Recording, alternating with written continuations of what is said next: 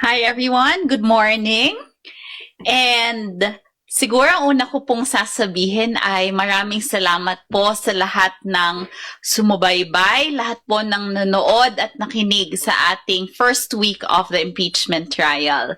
Nakita niyo po ang dalawang panig, ang mga abogado po representing the prosecution and representing the defense, at nakita nyo po kung paano po tayo gumalaw sa isang impeachment court.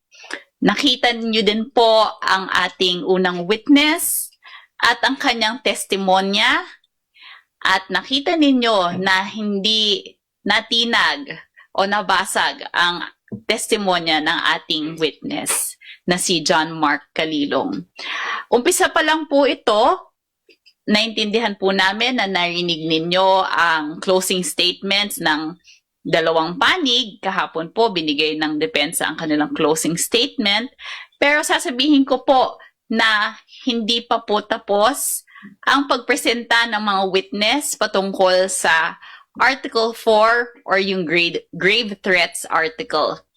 In the coming weeks, meron pa po tayong ibang witnesses. Ang susunod naman po ay na-announce na, at yun din po ay isa pang NBI official. Yun po si Attorney Lotok, which we will present on Monday. So sana po subaybayan po ng ating public ang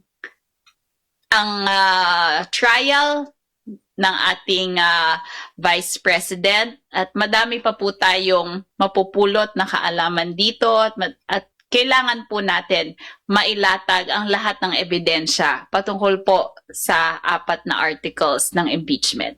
Thank you very much po.